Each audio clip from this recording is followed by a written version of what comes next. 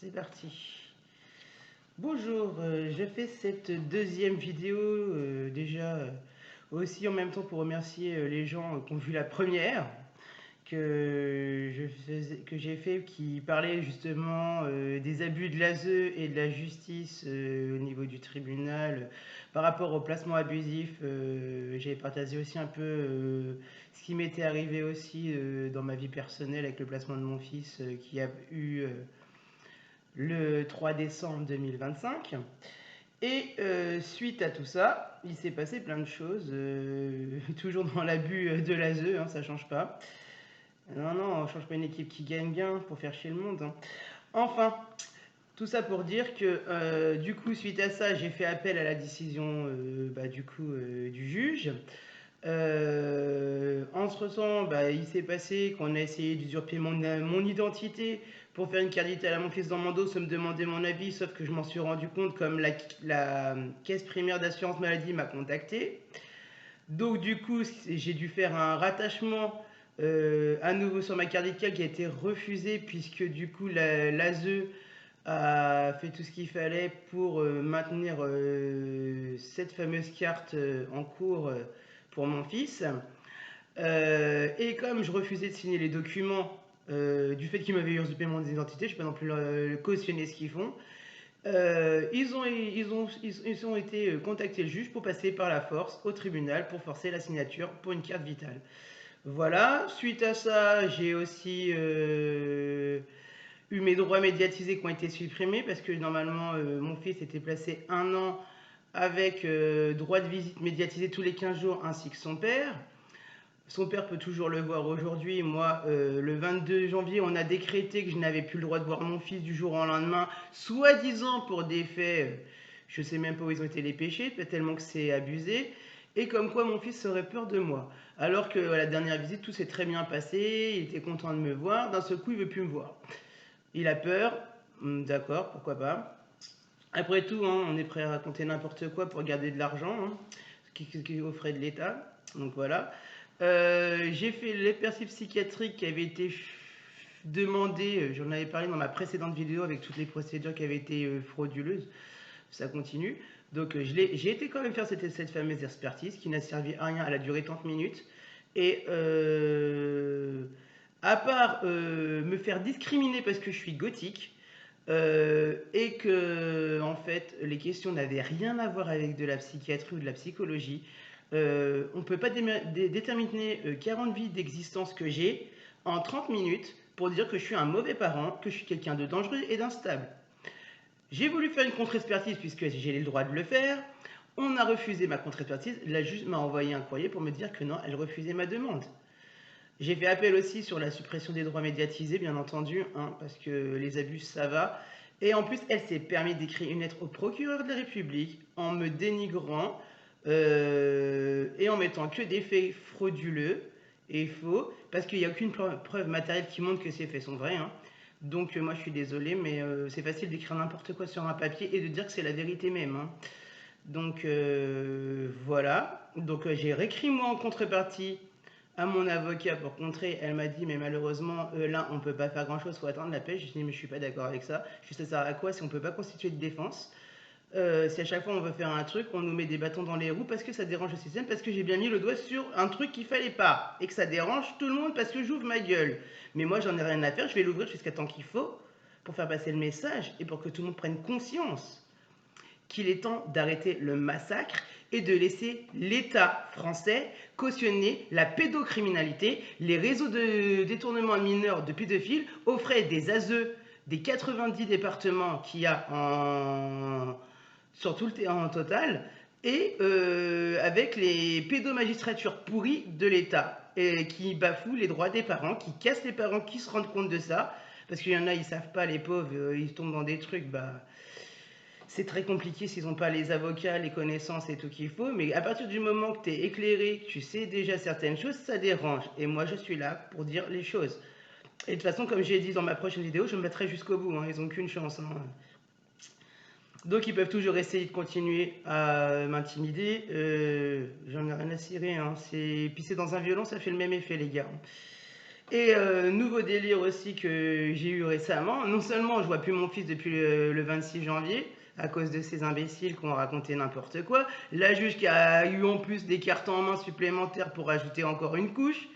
Donc moi j'ai écrit un courrier, comme je vous ai dit, au procureur de la République pour dénoncer ça aussi, pour dire mais ça suffit, les diffamations, les calomnies, et on se base que sur des faits qui sont écrits, mais moi on me demande pas mon avis, on me met pas d'audience pour m'enlever mes droits, on fait les trucs dans mon dos, mon avocat, bah, même s'il n'est pas prévenu, il peut pas faire grand chose non plus, quoi. Donc au bout d'un moment, ça suffit de faire tout en faisant de l'abus de pouvoir, plus qu'il n'en faut, des vices de procédure en veux-tu en voilà. J'ai jamais, là pendant un mois là, j'ai reçu des lettres commentées quasiment toutes les semaines, hein. Faut arrêter là, hein, parce que ça devient du harcèlement, hein. Je veux bien qu'il se passe des choses, mais là, ça, à force, j'ai fini par croire que je suis devenu l'ennemi public numéro un, sérieusement. Alors qu'à la base, je n'ai rien fait, je n'ai juste fait que aimer mon fils, l'élever pour qu'il grandisse, lui apprendre des bonnes valeurs, comme l'amour, le respect, le partage, hein, des choses normales, quoi, que tu es censé apprendre à ton enfant, parce que c'est pas l'école qui va lui apprendre ça spécialement. Et l'école, il n'est pas là pour ça, il est là pour apprendre à lire, à écrire, à faire d'autres choses. Il n'est pas là pour apprendre les règles de savoir-vivre et la politesse. Ça, c'est au rôle des parents de le faire. Maintenant, chacun fait comme il veut avec son enfant. Tant qu'il n'y a pas de problème avec ça, moi, je vais juger personne. Mais bon, j'ai essayé du coup de prendre contact avec l'école la semaine dernière, du coup, pour avoir des retours. Et ces imbéciles de l'école, qu'est-ce qu'ils ont fait? Au lieu de m'appeler pour me dire, Madame, on n'a pas le droit de vous donner des infos par rapport au placement, au parcours scolaire de votre fils, ils ont appelé la référence de mon fils de l'ASE qui m'a appelé pour me dire, Madame, vous n'avez pas le droit de faire ceci, vous n'avez pas le droit de faire cela. Je m'attendais, j'ai l'autorité parentale. C'est-à-dire que j'ai le droit d'avoir des nouvelles du suivi de l'école. Comme l'autre jour, il y a quelques semaines de ça, j'étais devant le CEDOS parce que j'avais emmené le père de mon fils à une visite médiatisée. Et du coup, j'étais dehors à attendre sur le parking. Je faisais rien, hein, je parlais à personne. Voilà, hein. La famille d'accueil m'a aperçu. Elle a été prévenir l'ASE.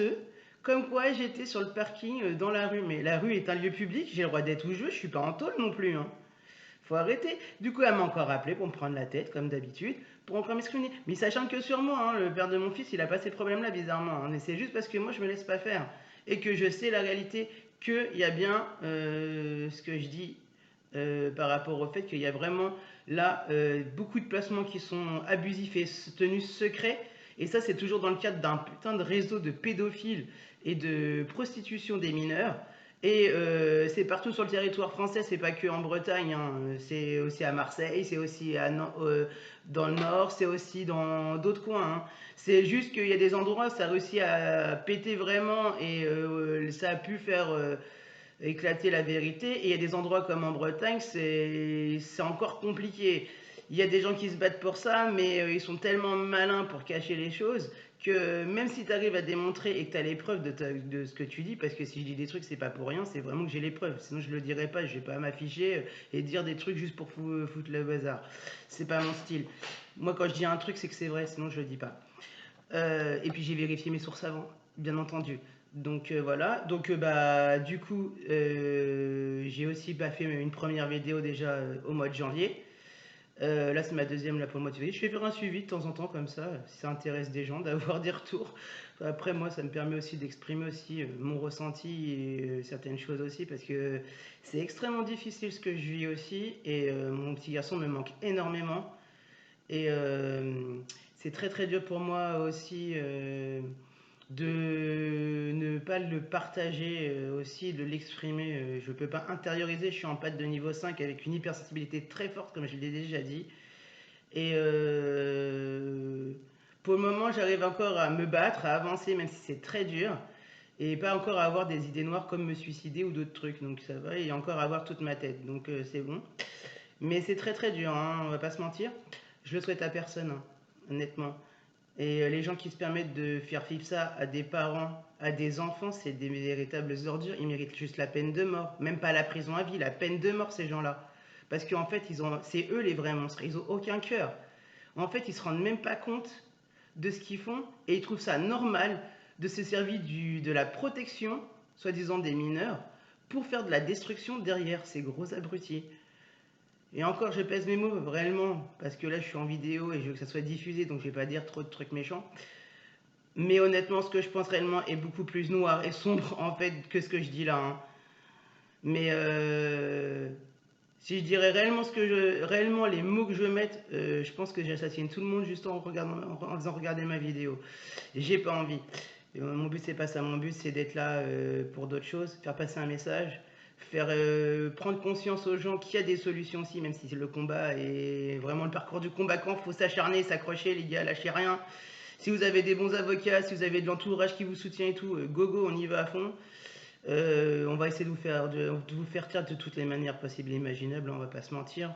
Parce que en France, le problème, c'est que tu as le droit à la liberté d'expression, mais en même temps, en fait, la liberté d'expression s'arrête au moment où tu déranges trop le système dans lequel on vit, trop le gouvernement, trop la justice, trop les grandes institutions françaises qu'on a, qui sont censées nous représenter en tant que citoyens français et nous défendre, mais qui sont là aussi pour te dire en gros, ferme ta gueule, tu nous fais chier. En gros, c'est ça que ça veut dire. Donc, dès que ça commence à déranger, on te respecte plus, on te raccroche au nez, on te claque la porte, on essaie de t'intimider de toutes les façons possibles et imaginables. Chantage, pression psychologique, harcèlement, et j'en passe. Refus de prendre tes plaintes quand tu es dans la légalité de porter plainte pour certains faits, et ainsi de suite. Et bientôt, après, on va te dire que c'est toi qui es coupable du crime qu'on te reproche. C'est comme un exemple tout bête, hein. Une femme elle va se faire violer dans la rue. On va bientôt lui dire que c'est elle qui a cherché à se faire violer, alors que la fille, elle faisait juste passer pour aller à son travail ou faire autre chose, hein. Donc au bout d'un moment, il faut arrêter les amalgames, il faut arrêter de fermer les yeux sur ce qui est inacceptable, parce que là, on vit dans un monde aujourd'hui où même les pires trucs, les plus sadiques, les plus salaces, comme l'enfance, se font salir de toutes les façons que vous imaginez mal, et tout le monde trouve ça normal. Moi, je suis désolé, c'est pas normal, ça devrait même pas exister ce genre de truc, hein. Déjà, les pédophiles, pour moi, c'est une erreur de la nature, hein. Bon, après, chacun a le droit d'avoir ses petits problèmes, mais bon, je veux dire, quand tu as certains troubles comme ça qui sont dangereux pour autrui, tu fais le nécessaire pour éviter d'être un danger pour toi-même et pour les autres. Je sais pas, quelqu'un qui a des problèmes psychiatriques, par exemple, qui est schizophrène, on va lui donner un traitement pour qu'il évite d'avoir ce genre de problème. On va pas cautionner le fait qu'il est schizo, sinon il y aurait que des schizos dans la rue, hein. Et là, la pédophilie, la prostitution des mineurs, tout le reste. Et en plus, le pire, c'est que c'est. En fait, on critique les gens ordinaires. Mais aujourd'hui, je me rends compte qu'en fait, c'est le gouvernement cautionne ça. C'est n'importe quoi. Bon, après. Et le pire, c'est que c'est à nos frais, à nous en tant que citoyens français. On bafoue nos droits, on détourne notre argent pour des pseudo-trucs. Franchement, au lieu d'investir là pour le budget de Villemassis, là des tonnes d'argent dans la guerre, qu'on en a rien à cirer de la guerre, qui sert à rien, ça tue plein de gens en plus, qui n'ont rien fait. Il ferait mieux de faire des trucs là pour mettre des brigades anti-pédophiles, anti-abus de l'ASE qui devraient se faire contrôler parce que c'est la fête du slip là-dedans. En plus, selon les départements, ils ont chacun leur façon de fonctionner. C'est pas un truc comme la CAF qui fonctionne partout pareil dans toutes les régions. C'est complètement individuel selon les départements. Donc tu as 90 ASE différents puisqu'on a 90 départements. Donc chaque département va réagir différemment. Sauf qu'il y en a beaucoup, comme ils ont des manques de subventions de l'État, parce que l'État veut pas payer les enfants de personnes. Donc voilà, donc on t'arrache ton enfant pour dire que tu t'en occupes mal, mais après on va te mettre dans un coin pour te dire c'est l'enfant de personne, on s'en occupe pas. C'est n'importe quoi. Voilà, donc il y a plein de choses comme ça qui se passent qu'il faut vraiment dénoncer. Moi, suite à cette idée-là, j'ai contacté aussi la presse, hein. De mon côté, j'ai fait une vingtaine de médias, presse écrite, presse télévisée, presse internet aussi. J'ai eu des réponses sur certains qui m'ont répondu quand même. D'autres qui m'ont dit on attend, vous êtes en attente, vous avez 15 mais on a d'autres sujets à traiter avant. Donc je verrai si ça va ressortir ou pas. Et il y en a, j'ai pas eu de retour du tout. Mais voilà, après, ça coûte rien de tenter. J'ai essayé de vraiment mobiliser le plus de personnes. J'ai vu que sur YouTube aussi, j'avais eu des retours aussi. Donc, je remercie les gens qui m'ont mis des messages de soutien et des messages de bienveillance. C'est très gentil à vous. Vous n'êtes pas obligé de le faire. Ça m'a fait plaisir de voir que j'ai pu avoir un impact et que ça a porté l'intérêt de certaines personnes. Et je remercie même les gens qui ont mis des messages de merde négatifs. Parce que du coup, si vous avez réagi en mettant un message de merde, ça prouve que ça a eu un impact aussi sur vous. Donc, je me dis, dans tous les cas, j'ai tout gagné. j'ai rien perdu. Et puis bah après, moi je prends vraiment que les trucs positifs et le meilleur. Et après, les autres ils pensent ce qu'ils veulent, qui sont pas d'accord avec moi, ils ont le droit. Mais bon, après, voilà. Je vais pas forcément aller perdre mon temps avec ces personnes-là, quoi. J'ai d'autres choses plus importantes à faire aujourd'hui dans la vie, comme récupérer mon fils. Euh, donc voilà. Donc j'espère que bah, ce message-là aussi sur cette vidéo-là va passer. Continuez à partager comme l'autre, à commenter si, comme vous voulez. Ça fait toujours plaisir d'avoir un petit mot. Voilà, moi de toute façon, dans tous les cas, pour moi, je fais pas ça pour rien, de toute façon, parce que ça permet quand même de faire prendre conscience de certaines choses et qu'il faut vraiment que notre société, elle évolue et qu'il faut vraiment qu'on arrête de fermer les yeux sur des trucs comme ça, gravissimes, et que il faut arrêter qu'on soit tous dans des modes de sommeil pour être des moutons dans la société, parce que c'est exactement ce que fait le système, nous mettre au plus bas niveau, qu'on n'évolue pas, pour nous endormir et après nous créer des besoins qu'on n'a pas besoin d'avoir. Alors que la vie est beaucoup plus simple que ça en réalité. On n'est pas là sur Terre pour subir le système et subir le fait de travailler comme des chiens avec un manque de respect de son patron ou du reste du monde. Donc voilà, on est là pour vivre des choses aussi agréables, positives dans la vie. On n'est que de passage sur la planète, hein, tous autant qu'on est. On va tous mourir un jour, hein, ça fait partie de la vie. Hein. C'est pas pour ça que je suis morbide, hein, donc pour autant c'est la réalité des choses. J'ai rien inventé. Hein. Non, parce que comme des fois, on va dire que comme je suis gothique, je parle trop de la mort. Non, c'est juste un cycle naturel des choses. Hein. Il n'y a rien à voir avec le gothisme. Voilà. Et du coup, ben voilà. Pour moi, là, je pense que j'ai fait le tour de la question. Si il y a d'autres choses à dire, bah, je les redirai sûrement dans une prochaine vidéo, quand j'en referai peut-être une troisième. Je ne sais pas encore. Je verrai d'ici là ce que ça va donner déjà pour ça. Là, je l'ai fait beaucoup plus courte aussi. Mais il y a vraiment des choses malsaines dans ce monde. Et en fait, plus je continue à enquêter et à chercher à récupérer mon fils et à avancer là-dessus, plus je gagne du terrain et plus je découvre des trucs vraiment horribles et sordides au niveau de l'ASE, du tribunal de Rennes. Et je pense qu'à force, je vais vraiment dire les noms des vraies personnes concernées pour bien foutre la merde. Parce que là, pour le moment, je dis les choses sans incriminer personne, même si j'ai les noms déjà des gens. Mais je pense qu'à force, je vais vraiment dire les choses directement et appeler un chat et on va arrêter de me faire croire qu'un chat c'est une girafe. Voilà. Donc, parce que je sais très bien que c'est un chat et pas une girafe. Donc, on aura beau me dire le contraire, non. Je sais ce que je dis. Donc, voilà. Bah, sur ce, je vous souhaite une bonne journée en ce début de semaine parce qu'on est lundi. Bon courage pour ceux qui travaillent. Et puis, bah, profitez de la vie si vous êtes retraité hein, ou en vacances. Voilà. Puis bah, si vous êtes sans emploi, courage, hein, ça va venir, il faut persévérer. Et voilà, et je vous souhaite plein de bonnes choses à tous. Et j'espère qu'on va réussir à faire avancer les choses dans ce monde qui n'est pas toujours très rose, malheureusement. Et faire changer les choses, même juste en faisant un petit geste, c'est déjà un début. Aussi bien pour l'environnement que pour la vie en général, la société. Et qu'on va enfin pouvoir vraiment protéger les enfants vraiment qu'ils ont besoin d'être protégés de toutes ces ordures. Et qu'on on va arrêter le massacre de détruire des familles et des enfants pour rien.